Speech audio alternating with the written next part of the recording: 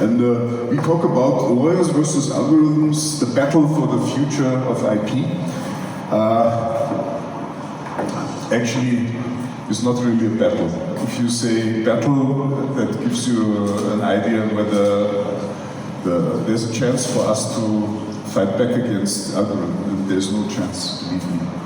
I have done so many trainings over the past 3 years. If you go as Basnet, the patent database, there are patent applications for me in that area with the TU Darmstadt. So I do this for 15 years already, and I've written my own software for patent applications. I'm an expert in drafting patent applications and also in harvesting inventions. That's actually an underestimated area, because the better you harvest your invention, the better the patent application is. Do you see, is this easy to recognize in the back, or is it? I wanted also to start my talk with a story. What you see here is Mrs. Featon. It's not an actual photo, but Mrs. Featon I knew in 1992 when I started as a very young engineer in a patent attorney firm near Düsseldorf. And Mrs. Featon was the lady on the typewriter, and she had a dictaphone, which is a tape recorder. And as a patent attorney, you were supposed to speak what you want to have on the paper into the dictaphone, and then she would be the one who transcribed it on paper, and you get it back. And to be very honest, I never made the leap to dictate texts such that they can be done on a piece of paper. Still, I was required to do so. I was a bit disappointed because I'm an engineer by training, and I worked for the Canadian military as an engineer, and I did rocket science. I worked on the cargo robot arm in the space shuttle, the Columbia. My colleagues still tease me today because the Columbia, as you know, went down, and they say it was because of my robot arm sensor. But no, it was not. So I worked here at Technical University of Munich with a Cray, with a supercomputer, and also with a cyber. In Canada, I worked with mainframes as well, but also mini computers and Apollo workstations. And then suddenly from all this environment, because someone mentioned, Ingo mentioned that 1994 was a bad time.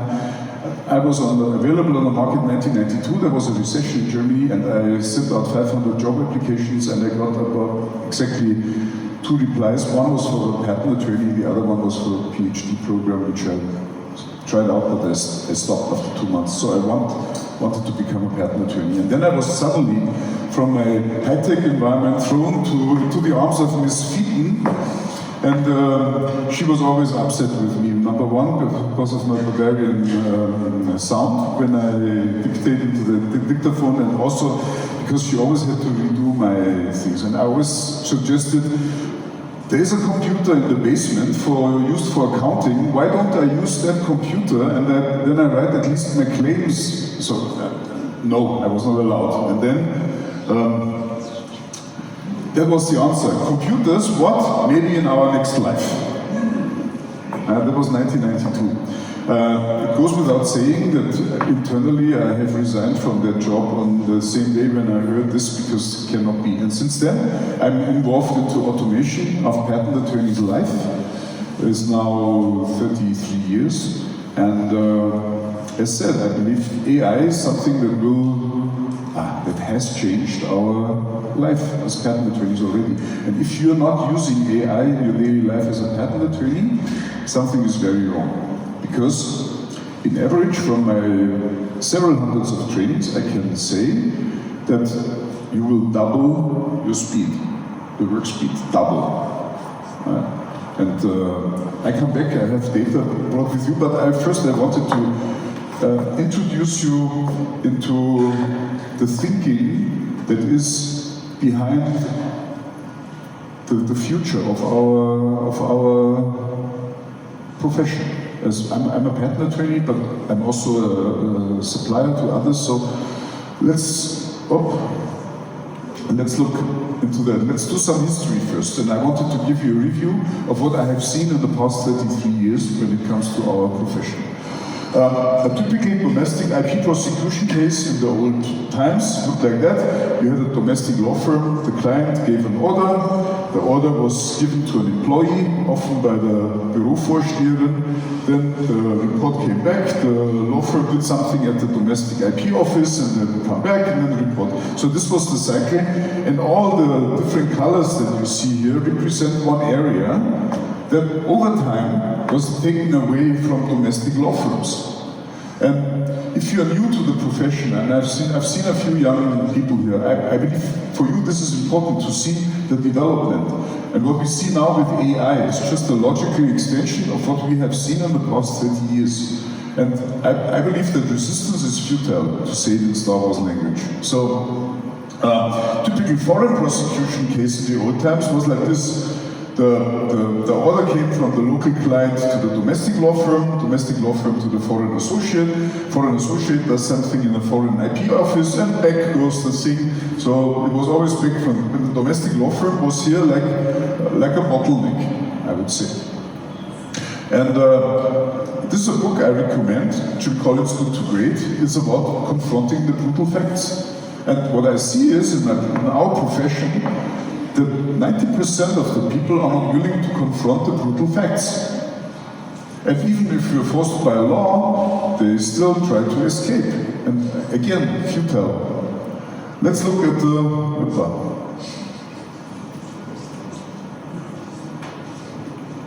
what happened here.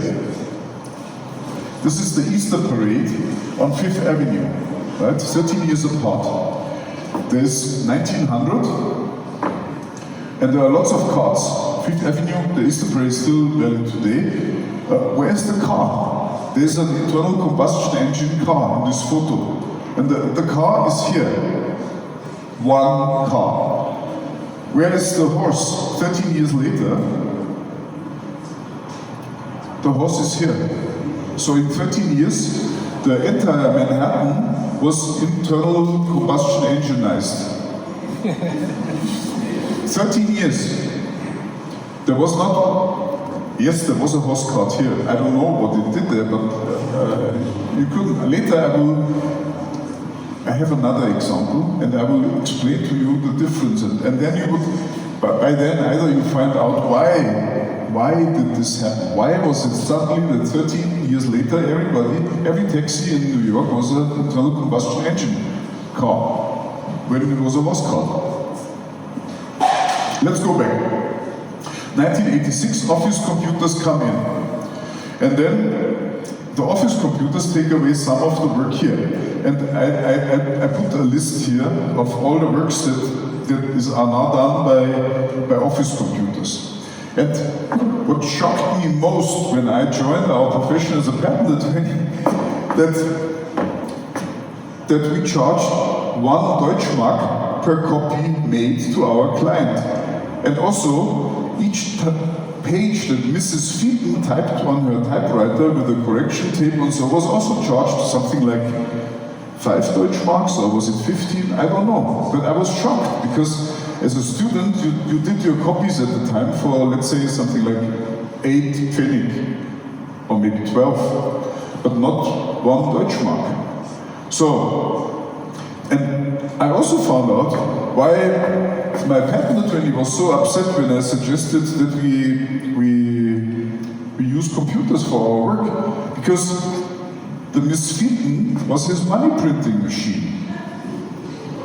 She was typing, and of course he put something on top, and by abolishing Miss Pheaton I would take away some of his income.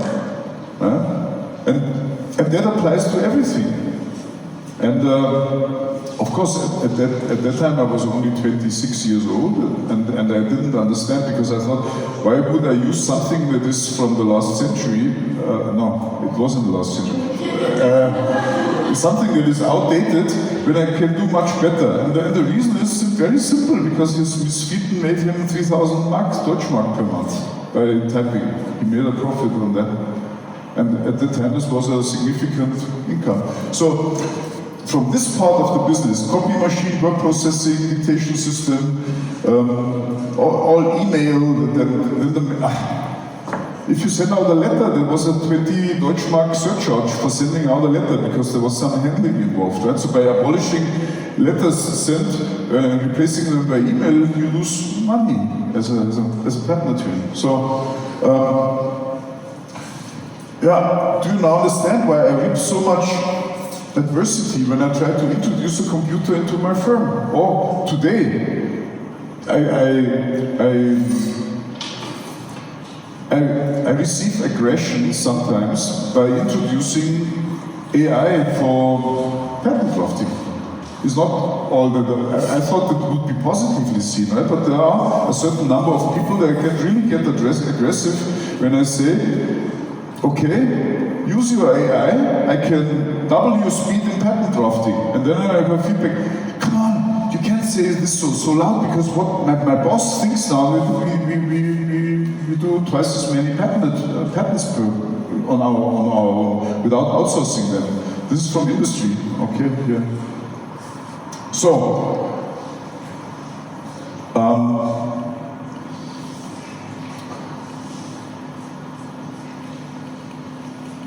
my next slide would be renewal fee providers coming. That was 1996.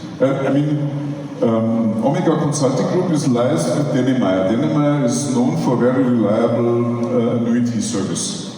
If you give it to Dennemeyer, no.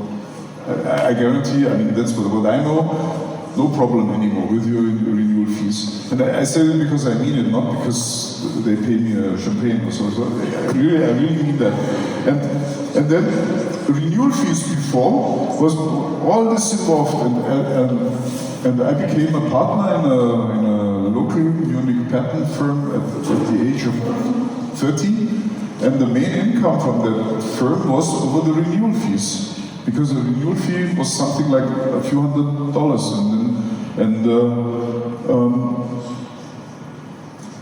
now what happened? All these arrows or so, let's create some space first. So the whole shift to the right, in comes the Dennemeyer, the Pavis, you name it, right? And then suddenly this share of the cake goes to them, and then suddenly the client talks directly with them. It took some time because there was a monopoly for patent attorneys. But now today, none of the big filers would get the idea that a patent firm would pay renewal fees. They always use a service provider for that. And the IP service provider takes away the profits from the foreign associate law firm and from the local law firm, and result 80% less revenues from this part of the business. Now, another intermezzo. The truth about self-driving taxis, and I bring you now data from December.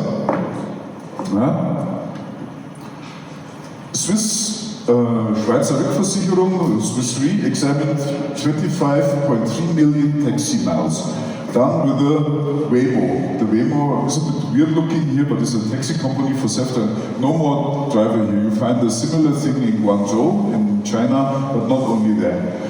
The Waymo cars, for the 25.3 million taxi miles, there were 9 property damages and 2 personal injuries. And now you could say, this is what, actually the parallel is this, when I do patent drafting with AI, with people, and you look at the patent that comes from one of those patent drafting robots, then you would say, wow, there are so many mistakes in it. Every page has 2 or 3 serious mistakes. And I say, okay, but that's what is normal for candidates, right? I say, this is crap, this software doesn't work. And I said, yes, sure, but it saves you half of your time. But come on, this doesn't work. And here, the people would say, wow, 25.3 million tax men, and 9 property damages and 2 personal injuries. They cannot be, there should be 0. Now, average human driving for the same distance, 78 property damages and 26 personal injury cases. And now, fun fact, consumers prefer self-driving taxis, and they even accept a 10% surcharge on the price for the taxi. And I can really appreciate it because I live in Singapore, and in Singapore it doesn't really make sense to have a car. there was times I had 2 cars at one point in time, but then I thought it doesn't make sense. And today I use taxi, and the public train system is very fast, much faster than with a car, because you don't need a car park, and you have a driver, you can drink and go home, and then drink driving in Singapore is not recommended. You will not like it when there's a roadblock. And so I spend something like $500 or $600 per month on taxi. So I'm a frequent user of taxis, and if there would be something like a Waymo, I would also use it, because I don't like the different drivers. Some are good drivers, and most of them are not good. Like so. So, fun fact, right? And I put it inside because you find the same effects that AI does in many other areas in our area of IP, and we always have a nice comparison.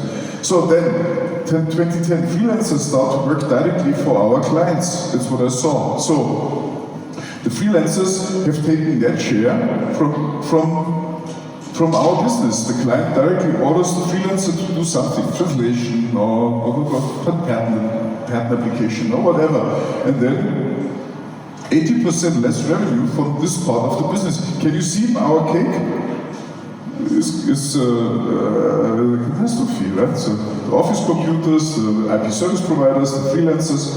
So then, next one, boilerplate contract service providers. Not so relevant for us patent attorneys, but still, we made money in multiplying our NDA, non-disclosure agreement, Geheimhaltungserklärungs contracts, right? So we made $300, $500 by duplicating something that you have prefabricated sitting there. It's done by boilerplate contract service provider. A good NDA today costs you $10 on the internet. They're online services, and even better than ours in the old times.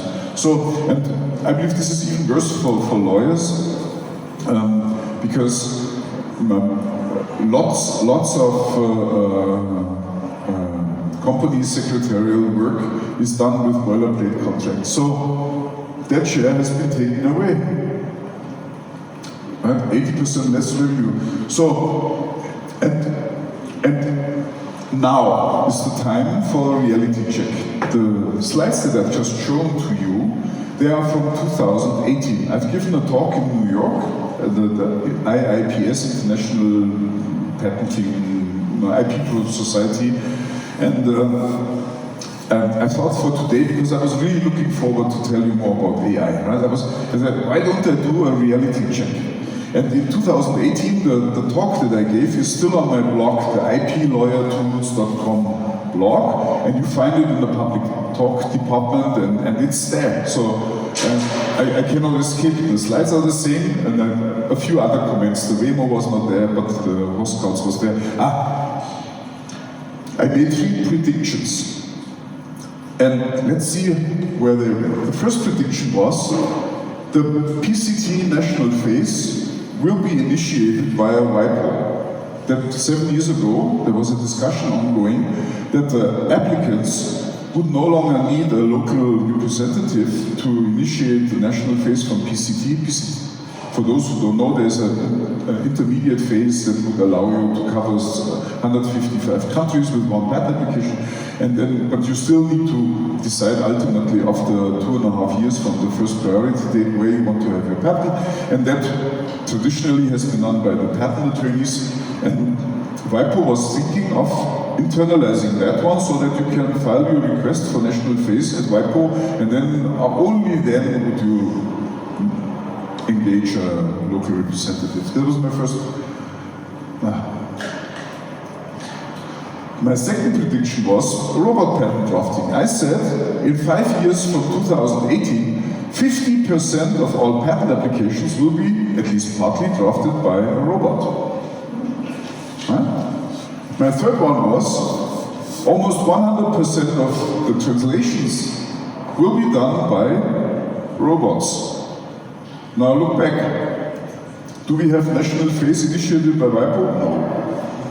Wrong. Robot patent drafting. Do we have 50% of the patents drafted by robots in 2005?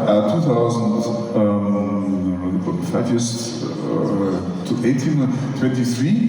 No, not 50%. I started my trainings in AI drafting in 2023, and my guess is maybe 10%, maybe 50, not 50, but today we have 50. I do my trainings also in China, and I was there in January, and my Chinese is not very good. I get through, I can order in a restaurant, and I can ask for the way or anything, but what I did is I used a modern patent drafting robot, and I drafted in 1.5 hours a Chinese language patent application, and there were Chinese patent attorneys, and there was just the jaw-dropping moment for them. And I see the jaw-dropping moment all over the place when I do this, because that's impossible, right? I'm not good in Chinese, and still this guy writes proper Chinese patent applications. You need to know a little bit of Chinese in order to do so. And then one of the participants said, now I know why my engineers are suddenly so fast. So they were using the AI without even telling him. I guarantee you 80% of the Chinese patent applications are done by OpenAI in the US, in Chinese language.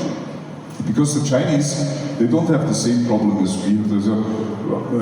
Sending our data to the US, would the CIA steal that one, or would we produce prior art? No, OpenAI doesn't produce prior art. They can't afford it. They also, if you take a paid plan from OpenAI, they even guarantee you that your data will be dealt with securely. No seeping, no data leak to others, so you won't see your own patent application as a part of another one later. No, it doesn't. And the Chinese are using that in the US, with the US software. So, now the third one, robot translation. And is anyone here who still does manual, vocal translations with a dictaphone or computer without using AI? I don't think so. They're very good. I give you a tip, something to take home. There's a software out there, Epify. I believe it's Böhmert & Böhmert that is supporting that project.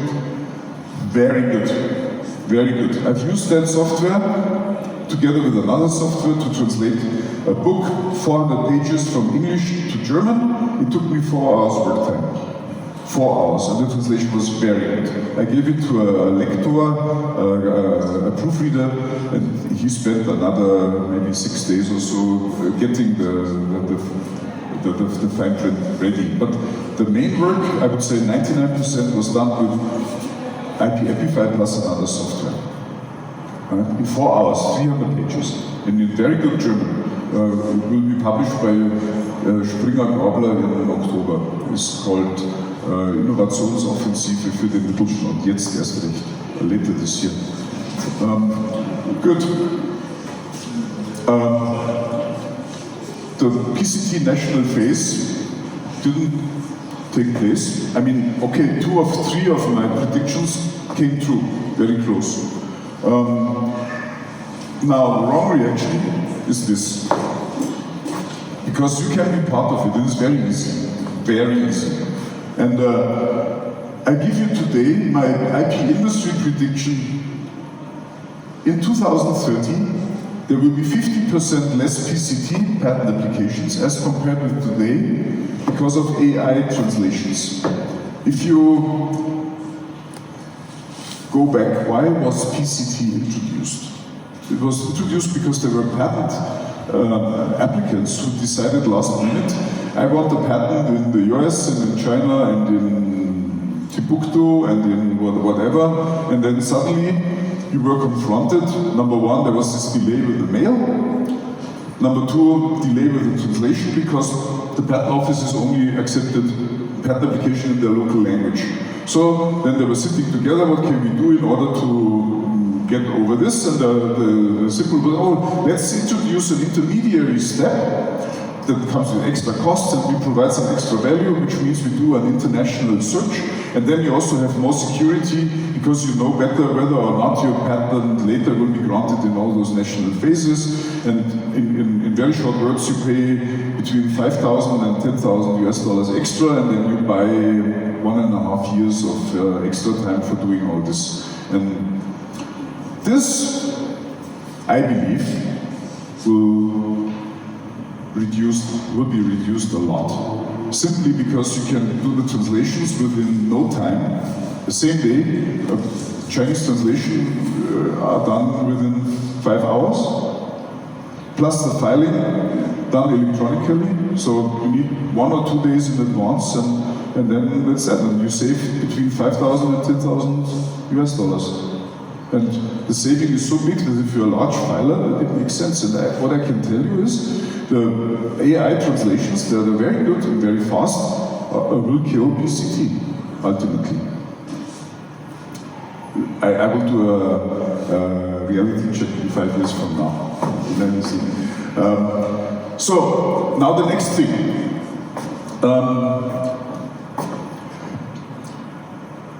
What I want to tell you is that you need to have AI for improving your practice. And in order to do so, I will try to describe to you what will happen for the next 5 years. What are the strengths, weaknesses, opportunity, and threats. This is in Asia, whenever you have a business decision, then they ask you to do a SWOT analysis, and then you need sit together, do a brainstorming what are our strengths, the weaknesses, opportunities, and threats. And I tell you now the weaknesses of our industry as I see them. And from those weaknesses, you will see that the only remedy is that you use AI. There's no other way out. It's futile. So let's look at actually labor shortages since 2020. You all know that, right? Labor shortage. Why does a Patenternehmerfachangestellte earn 7,000 euros a month? Something is wrong. Why is it so? Because you don't find them, and then the 7,000 is the market price. So, US, but I'm only talking now about patent attorneys. US, I've seen a statistic, unfortunately I didn't make a copy of it, but in the US, since before COVID, there are less and less patent attorneys, young patent attorneys, which means that the bulk, more than 80% of the current patent attorneys is older than 40 years. And the younger ones, they wouldn't go into the IP industry because as a lawyer you can do other things that are more lucrative. So there are patent attorneys missing in the US. And the only way out of that, I mean, I will later, but Japan, and I saw another statistic which also shows the same, that they're so cute. The Japanese even list the patent attorneys that are over 80 years old in their statistics. And Japan, the same thing.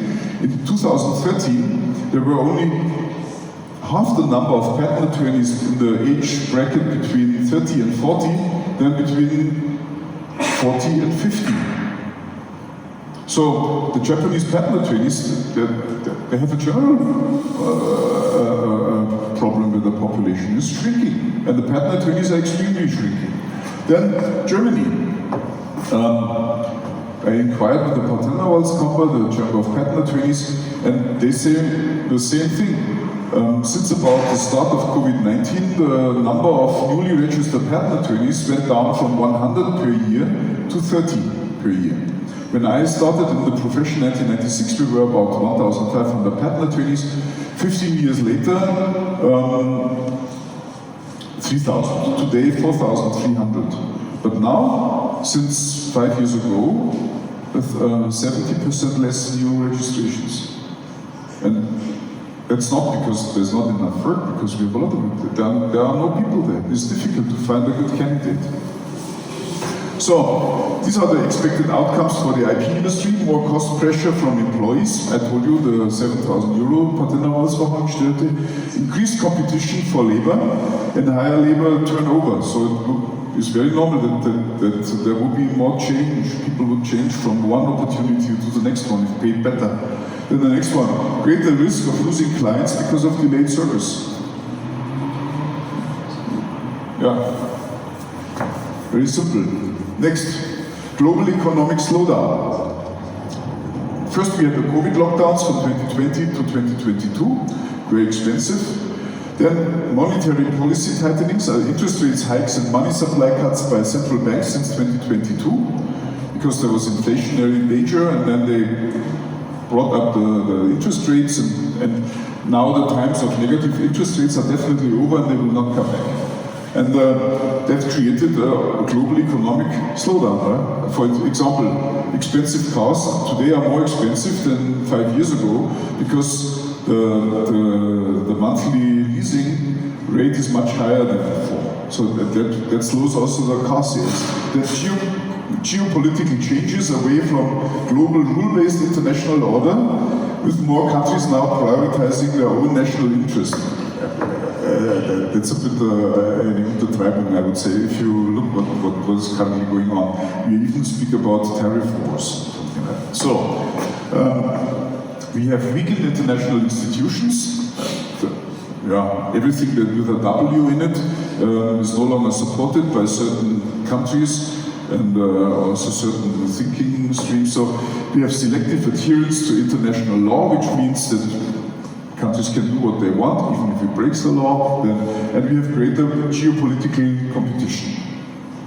These are the expected outcomes for the IP industry. We have more cost pressure from clients, because they cannot afford expensive IP anymore. We have more price competition among patent attorneys, and we are the best example because we work for the German automotive industry as a tier 1 supplier to the legal department. We drafted several thousand patent applications for General Motors and Opel in Rüsselsheim. And this is over because we cannot compete with the low prices that other patent attorneys make. And it's simply impossible. So then there's a greater financial risk if you have an inflated payroll, which means, yes, it's still possible to rake in work from them, but it's more running than before. So, and dark clouds on the German economics, guys. Also, example, car manufacturing, automotive industry has already declined by 15% since 2017. Further 15% decline expected immediately because of the new US tariffs. I don't know whether you are aware that 15% of the German car manufacturing was exported to the US. That's about 600,000 cars per year. And this is over from today onwards, because the cars are so expensive that can no longer compete in the US. A further 45% decline is expected by 2035, maybe earlier because of foreign competition. Did you know that of 4 cars currently built in Germany, 3 are exported? And over the next 5 to 10 years that will stop, simply because we are no longer competitive. If you take all together, then since 2017 until maybe 2035, but I wanted to be not so conservative. I put the 2030 here, because I believe that the German export will be eradicated in 5 years from now. That means that in the 13 years, the German car industry will decline by 75%. And we talk about 3 to 4 million people, depending on whom you count it. The manufacturers in Germany, they employ about 800, 900,000 people, plus another 3 million in the tier 1 and tier 2 car Zulieferer industry, suppliers industry. So, of those, 75% of the jobs will be gone in 5 years from now, maybe 10 years. And that is something, because the older ones among us, we had a similar thing in Germany 60 years ago. If you remember, the Ruhrgebiet was once a steel and coal area. And at one point in time it was clear that this was no longer possible in Germany. You cannot make profit with mining coal and doing steel, low-grade steel. Today that's in India or other countries. And so 60 years ago, the whole Ruhrgebiet was arbeitslos, jobless. And what happened? Cities like Essen and Bochum had to reinvent themselves, and the same will happen. But all over Germany is now very different. This is what is the outcome. So similar outlook for the chemical industry because of high energy prices and because chemistry is no longer wanted, same as the cost. There's some ideological background to that, but these are the expected outcomes for the IP industry. More cost pressure from clients, more price competition, and more price competition. Now, let's summarize the likely outcomes for the IP industry players. More cost pressure from clients, more price competition, greater financial risk if an inflated payroll is maintained, more cost pressure from employees, increased competition for labor and higher labor turnover. Is there anyone here who has to say something? I really try to find something positive.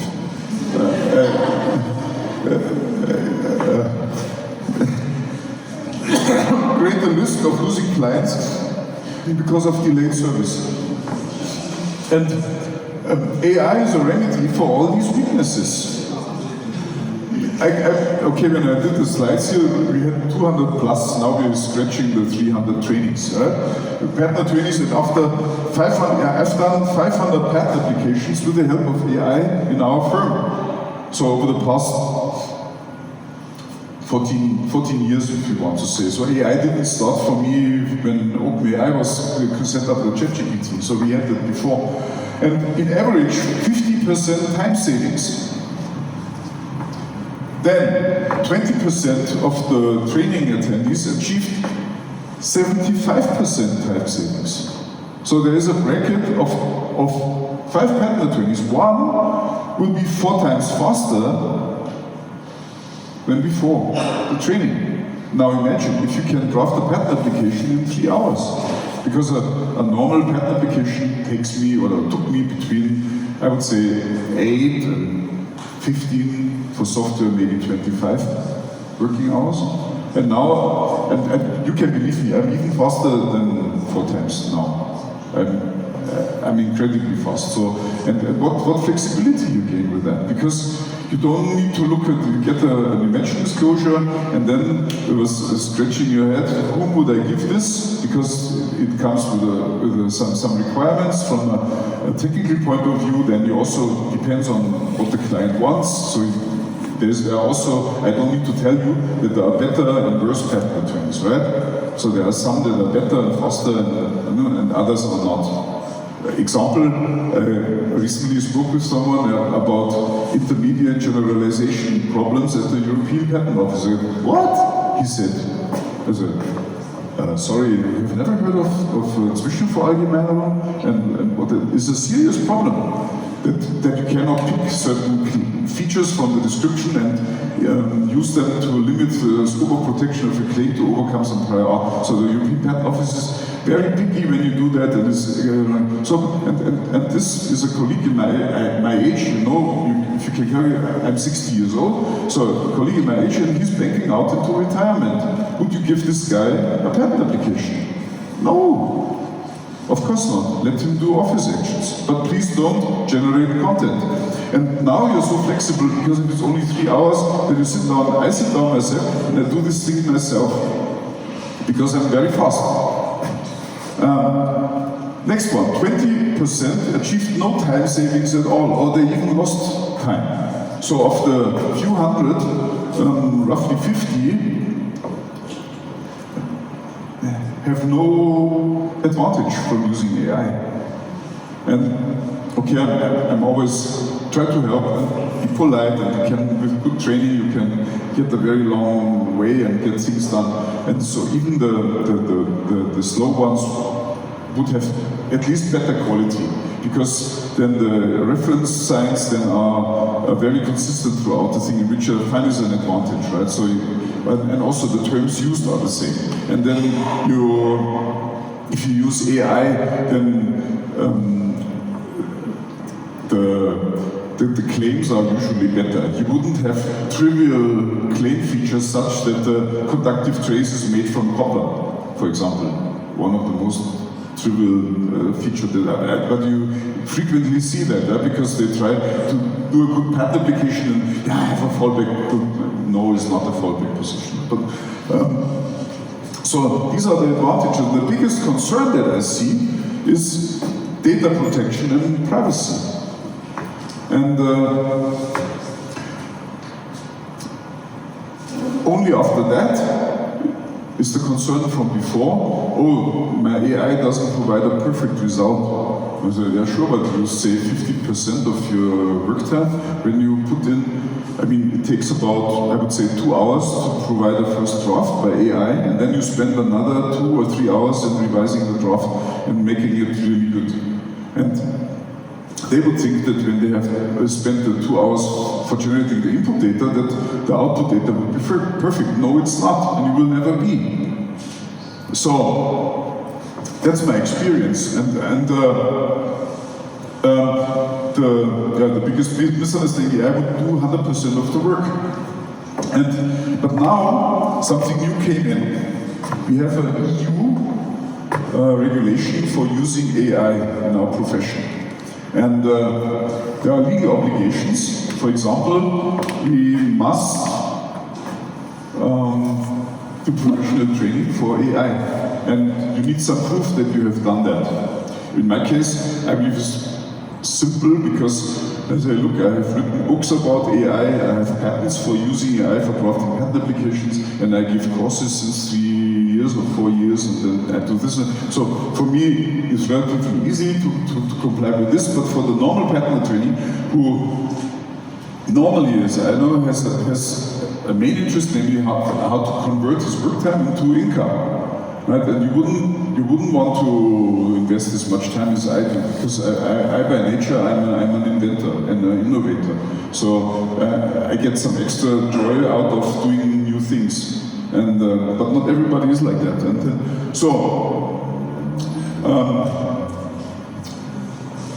what I did is I created a very short introductory course. It's 150 minutes. And mostly online, you do it in your own sweet time. There would be a doable exam, also online, and then you get a certificate. Here's the QR code. You're a bit far away, but Christian, we have handouts before you leave, so take one of those postcards. And in addition to the 2 trainings that Omega Consulting today will verlosen, do the tombola, we will throw in another 5. But the prerequisite is that you sign up for that, and we need to know who you are, and we will follow up with them. So please take the card, take the QR code, log in, at least find out what is going on there, and then I would suggest sign up for that. It's not expensive, and it comes with a number of features that you can use. We have actual use cases, which means you get a certificate that is done with patent work. You're thinking of doing the same for trademarks, but actually my focus is on patents. And so you would have something that helps you to streamline your own IP workflow. So you will get a better search, and the examination will be better. I will show you how you can manage your patent portfolio with using AI, and also how to evaluate the prior art when you have an office action. That will help you a lot of time. And save a lot of time. Then, at the same time, you become compliant with that act. And if you ask me, we did not need that EU AI Act. It's a bit like the data protection hype that we had 10 years ago, right? And suddenly all the IT guys became very important, and they would tell you what will work in your firm and what doesn't, and then suddenly they became the bosses over our workflow. So, in order to prevent that from happening, I would suggest that you get this certificate from someone who thinks like you, which is me. And that's why we set it up. And at the same time, you become very transparent, because I believe we patent attorneys should tell our clients that we use AI. I don't think it's a good idea to use AI and not telling them. But if you have a certificate to show, then they feel better, I know. Or if you work if you're a young patent attorney and you're stuck in a patent firm, and your senior partner doesn't allow AI, then at least you can show something. Here, I have a certificate, I know what I do, and it is safe. And we give you all the arguments that you need in order to defend using AI from a safety perspective. And it's so difficult to get all this knowledge by yourself, so why don't you take it from someone who already went through it? And the training overview, 150 minutes. real world cases. You see my voice, I'm getting sick. And then there's a final exam and a certificate that you can even put in your LinkedIn profile. You would be recognized and sit there. And LinkedIn is really important today for winning new clients and also for doing professional work. Join now. We have kikompetenz.marken-patente.de, but please take one of those leaflets and at least look at it. I really beg you, please have at least a look at that, what is there, because it will help you. Then the next, there are people here. I now speak in my own interest because I'm looking for Gleichgesinnte. I'm looking for people who also want that. And I'm looking for young people that are very